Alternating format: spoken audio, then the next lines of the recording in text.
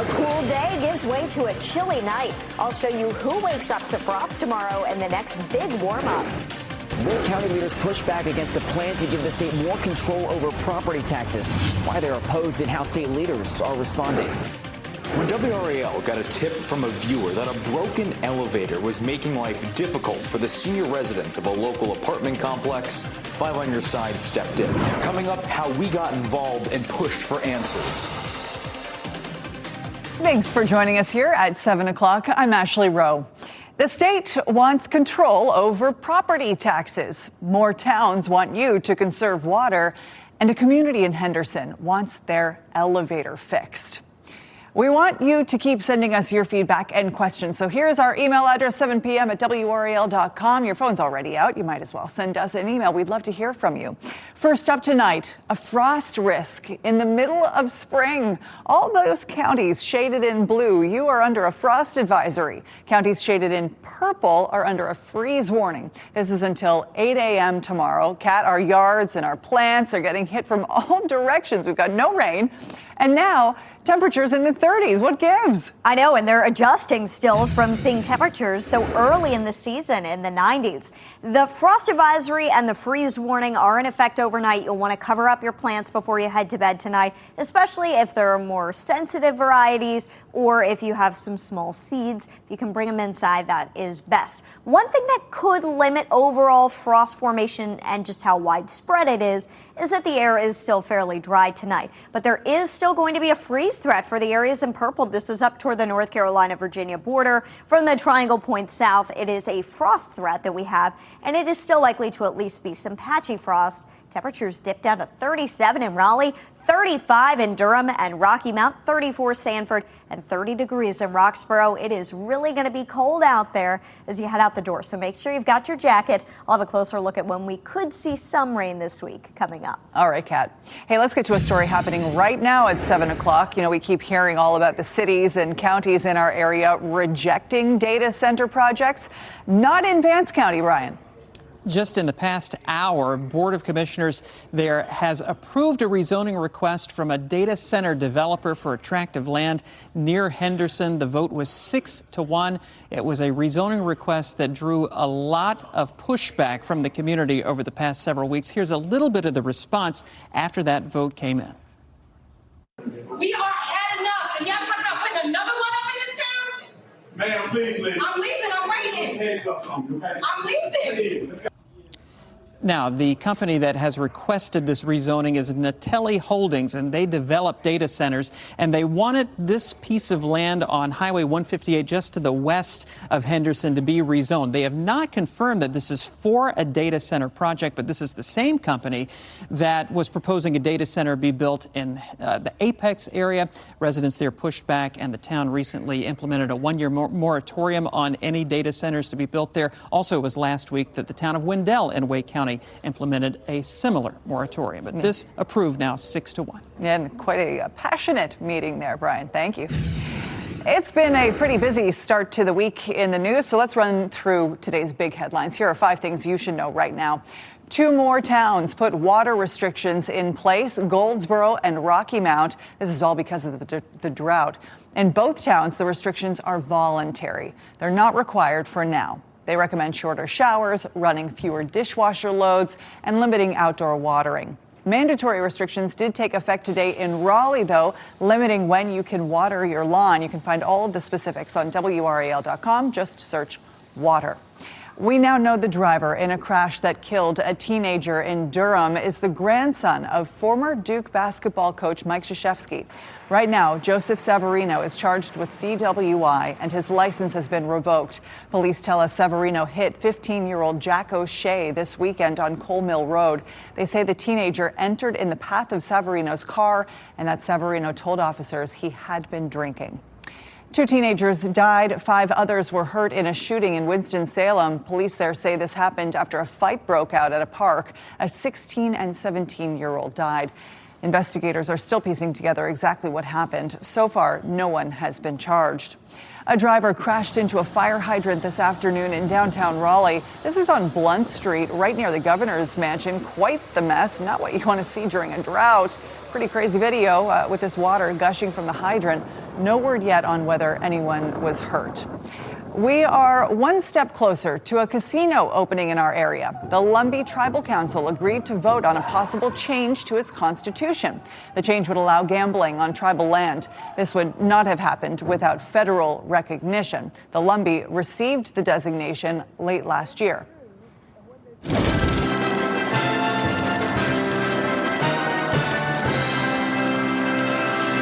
The Wake County Board of Commissioners formally opposes any constitutional amendment that would restrict, cap, reduce, or otherwise limit county property tax authority. That is your quote of the day, coming from, well, the Wake County Board of Commissioners. That was part of a resolution passed today. It's the county's response to state lawmakers trying to grab power over property taxes. You see, they want some control so that they can offer taxpayers some relief. It sounds pretty good. So why is the county against it? Here's WRAL's Flynn Snyder. This was a unanimous decision. Wake County commissioners said property taxes are 75% of their revenue, helping to pay for things like parks, schools, and public safety. But they cautioned that if voters eventually approve the limit, it could have unintended consequences, leading to reduced services and higher fees. Meanwhile, Republican state lawmakers supporting the plan say taxpayers need relief now from the rising costs of owning a home, and they want voters to weigh in. The proposal has to pass the full state House and Senate with supermajority support. It could then be put on the ballot for voters to decide. Other counties in our area like Harnett are set to consider similar resolutions in opposition. Just last week, leaders there asked state lawmakers for more flexibility at the local level when it comes to property taxes. Longtime residents there say they're concerned about being able to cover tax bills after recent property assessments. An association of county commissioners here in North Carolina says they have received at least 7 resolutions tied to this plan. They expect more to come in the next few weeks. Flynn Snyder, WRAL News in Raleigh. Thank you, Flynn. To break this down even more, we've got state government reporter Will Doran here with us. So walk us through what exactly they want to do here with this property tax proposal. Yeah, Ashley, this is a proposed constitutional amendment that would institute something called a levy limit in North Carolina. It's a technical term. Some other states use it. We do not. The details aren't all there yet. If the amendment passes, the legislature would finalize all of the actual details, but essentially it would handcuff local governments in their ability to raise property taxes, could even force them to cut property taxes in some situations. A key part of what you just told me, that it's a constitutional amendment. That means that voters would need to actually have the last say on this. Where are we at in the proposal right now? Oh, we are taking the very first little baby steps into this. It needs to pass both chambers of the legislature, and not just with a majority, but a supermajority level of support. That's 60% of the votes. And then it would be put on the ballot for voters to decide. So this could come up in November, but that is definitely not guaranteed. Are there any other states that have this in place where the state holds control over property taxes? Yes, we've been covering a lot of the kind of committee hearings that led to the creation of this amendment, and there was a presentation that said basically New York State and also Washington, D.C. use similar rules. Now, like I said, they haven't exactly fine-tuned all of the details on this yet, and as always, the devil's in the details, but a couple other examples of places that are using this already. Interesting, because we've got a Republican legislature comparing to democratically led states there. Will, why do they want to do this? Well, there's a lot of reasons to do this. They've been hearing about it a lot from particularly older folks, people who are on a fixed income, and especially in places like Wake County, Durham County, where property taxes have really risen in recent years. They say, hey, I bought my house 20, 30 years ago. I'm paying way, way more in property taxes than I ever thought I would. And, Social Security isn't really cutting it anymore. You're also hearing from big landowners, especially in rural areas. Property taxes actually tend to be much higher in rural areas, which are predominantly Republican, than in urban areas. Timing can't be a coincidence that we're also in an election year, and this legislature will want to try to get as much passed as they can before that November election. What else is on your radar for this mini session? Yes, there is plenty to do before the November elections. They got to pass a budget. State workers are going without raises right now. Medicaid, which provides health care for 1 in every 4 North Carolinians, is going to run out of money in just a couple of weeks unless they fix that. So a lot on the agenda, and then we could see some social issues. There's an effort to repeal our concealed carry laws that could still be voted on in the House, something else we're going to be watching on. All right, I know you're going to be covering all of this extensively and closely, Will. Thank you. I want to focus in on an important part of this story that we mentioned a couple of times. This proposal to hand some property tax power to state lawmakers, it's not a bill or a law. It is a constitutional amendment. For this to actually happen, North Carolina has to change its constitution, which is a lot harder than passing a new law. Here's how it works. State lawmakers, the House and the Senate, come up with a proposed change, and then both chambers vote. And they need more than a simple majority. They need a 3/5 majority. That's 72 state House reps voting yes and 30 state senators voting yes. After that, the proposal goes onto the ballot, where we, the people, decide if the proposal passes. North Carolina has done this 40 times since 1971. The most recent was in 2024 when voters approved an amendment stating only U.S. citizens can vote in state elections. Send us your questions and feedback about this. 7 p.m. at WRAL.com. That's our email address. We want to hear from you. What do you want to know about constitutional amendments and the idea of the state taking some power over property taxes and property tax rates? Is it a good idea or a bad idea? What do you think? Tell us what's on your mind, and we'll talk about it here at 7 o'clock. Speaking of emails, you should know that your messages don't just drive this newscast. They drive change. We got an email about a faulty elevator at an apartment complex in Henderson, and 5 on Your Side got to work. After the break, the email and the reporting that's holding the property managers accountable. And a Four Oaks police officer is on administrative leave. The chief says the officer is a person of interest in a homicide investigation from 2004. No charges have been filed, though. We dig into how this all ties together tonight on WRAL News at 11. And let's get a look ahead at some of the news stories we're keeping an eye on for you this week. Tomorrow night, the Lyrid meteor shower reaches its peak. You're most likely to see it between 2 a.m. and dawn early Wednesday morning. Also Wednesday, the 2-week ceasefire agreement between the U.S. and Iran set to expire. President Trump has said a lot of bombs are going to start going off if the ceasefire ends without a new deal. Shifting gear to sports, on Thursday, the ACC Men's Golf Championship begins in Panama City. Duke, UNC, and NC State are all going to be there. Plus, the NFL Draft starts Thursday. Carolina Panthers have the 19th overall pick. We'll be right back.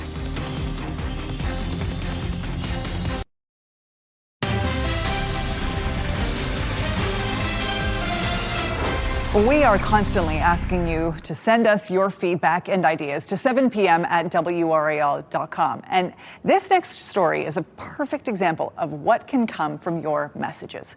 We got this email a couple of weeks ago. It says, please help me find the right person that can help the residents at Mariah Parham Apartments. The elevator in the apartment building has been broken for a while. The residents are elderly. Some use a walker and wheelchair and need the elevator. I really need your help. Well, we put WRAL's 5 on Your Side on the case to hold the people in charge accountable. WRAL's Alex Littlehales picks up the story. Coming home shouldn't feel like a burden.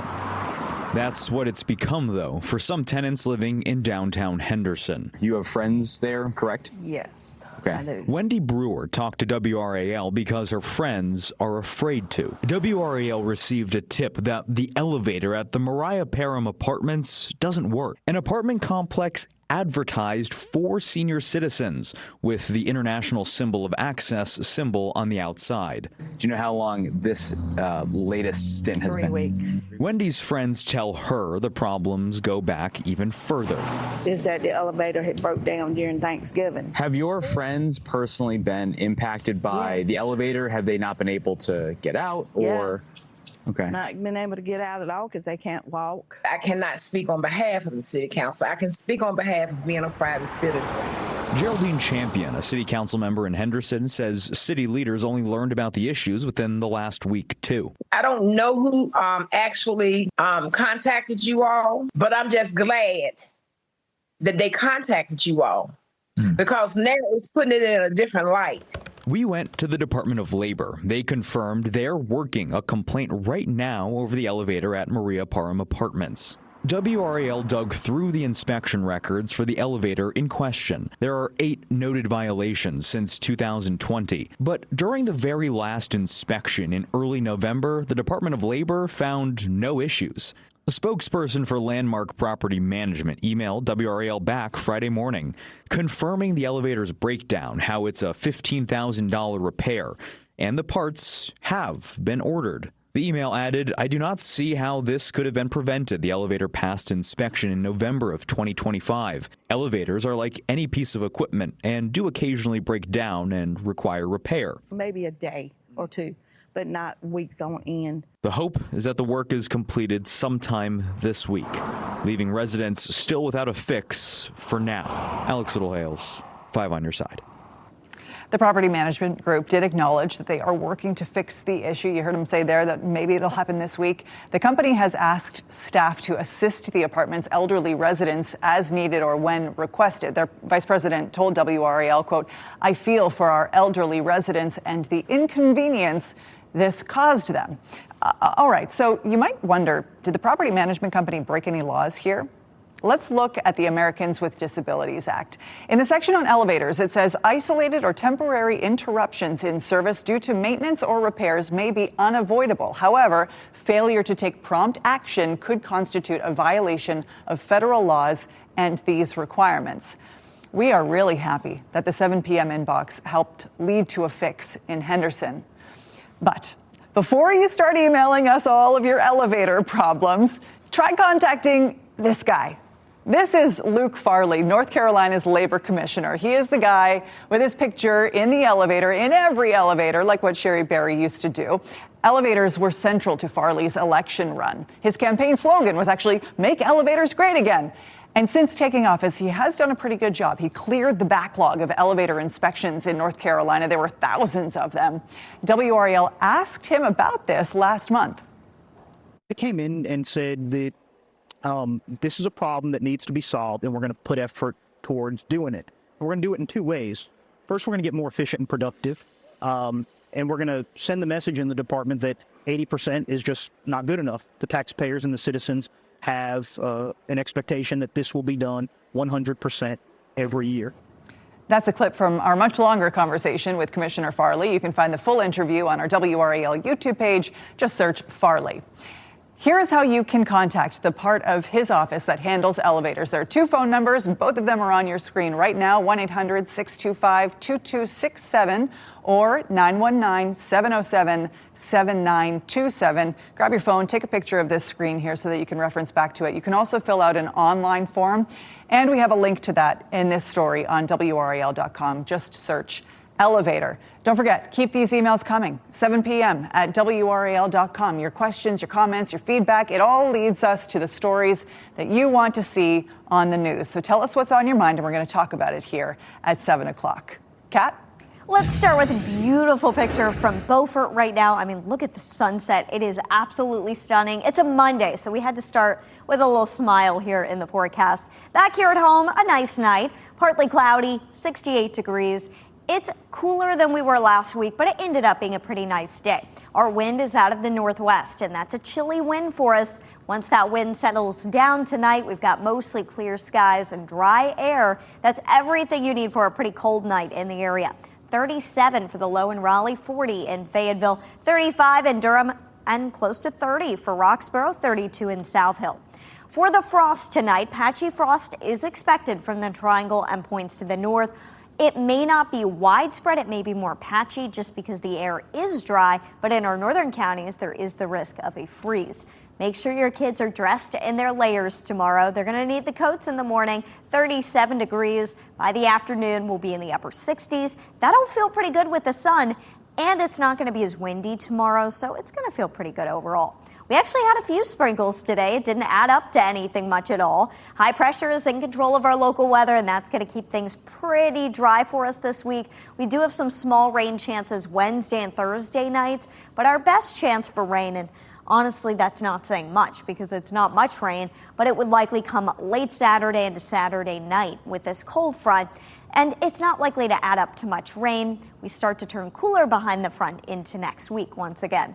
As for how much rain we could see over the next week, about 1/10 of an inch of rain. Really nowhere in North Carolina is looking at drought relief in the next week. We are in severe drought, even extreme drought.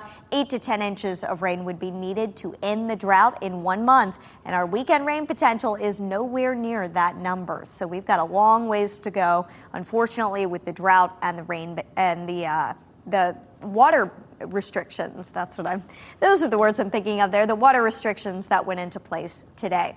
Upper 60s tomorrow, still cool tomorrow night, but we're not in the 30s. At least we're in the 40s. Temperatures bounce back on Wednesday. We jump right up to 83. By Friday and Saturday, we could hit 90 degrees again. And we do have that cool down toward the end of the forecast, but not as dramatic as this one, Ashley. No kidding, Kat. Thank you. Andre the Giant is getting a historical marker in North Carolina. Any guesses why? Like so many things, he's got a North Carolina connection. One last thing after the break.